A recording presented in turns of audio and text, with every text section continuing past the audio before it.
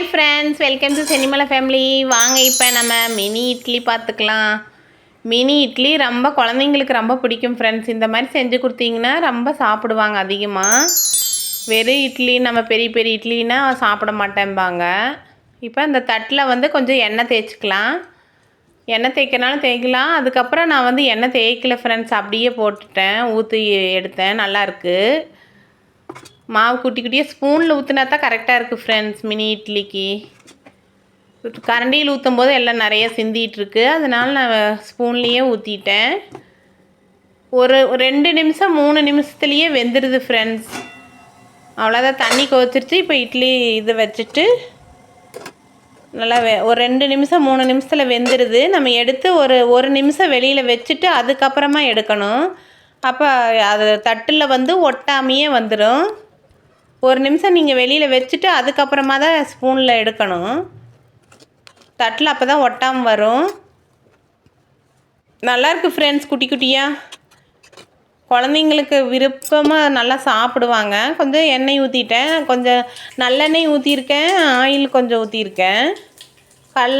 கடலைப்பருப்பும் உளுந்தம் பருப்பும் போட்டிருக்கேன். கடுகு வெடிச்சிருச்சு. இப்போ கடலைப்பருப்பு உளுந்தம் பருப்பு போட்டாச்சு. சின்ன வெங்காயம் குட்டி குட்டியாக கட் பண்ணி வச்சுருக்கேன், அதுவும் போட்டுக்கலாம். இது வதங்கினதும் அது போட்டுக்கலாம். சின்ன வெங்காயத்தை கட் பண்ணி போட்டுக்கிறேன். ஒரே ஒரு வரமிளகாய், வாசனைக்காக ஒரே ஒரு வரமிளகாய் போட்டிருக்கேன். ஏன்னா நம்ம இட்லி பொடி போடுறதுனால அதிகமாக மிளகாய் போடக்கூடாது. செங்கருவேப்பிலை போட்டிருக்கேன் ஃப்ரெண்ட்ஸ். செங்கருவேப்பிலை ஊர்லேருந்து கொண்டு வந்தேன், என் தங்கச்சி ஊர்லேருந்து கொண்டு வந்தேன். நல்லாயிருக்கும், வாசனையாக இருந்துச்சு. தக்காளி, ஒரு தக்காளி, குட்டி தக்காளி ஒரு தக்காளி போட்டிருக்கேன். நல்லா வதங்கட்டும். லேசாக சால்ட்டு போட்டுக்கலாம், ஏன்னா நம்ம மாவுலேயே இருக்குது, அதனால் லேசாக போட்டிருக்கேன். மினி இட்லி 2-3 இடத்துல எடுத்து வச்சுட்டேன். அதையை கொட்டி கிளறிக்கலாம்.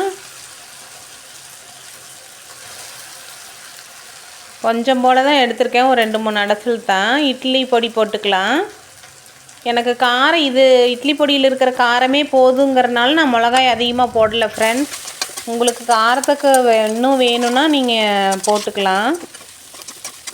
போட்டு நல்லா கிளறி விட்டுக்கணும். மல்லி இலையும் போட்டு கிளறிக்கலாம். மல்லி இலையும் போட்டு கிளறும் போது சூப்பராக இருக்கும் ஃப்ரெண்ட்ஸ். இந்த மாதிரி நீங்களும் ஒரு வாட்டி செஞ்சு பாருங்கள். மினி இட்லி ரொம்ப நாளைக்கு அப்புறம் உங்களுக்கு வீடியோ போடுறேன்னு நினைக்காதீங்க, பிஸியாக இருந்துட்டேன் ஃப்ரெண்ட்ஸ். தேங்க்ஸ் ஃபார் வாட்சிங்.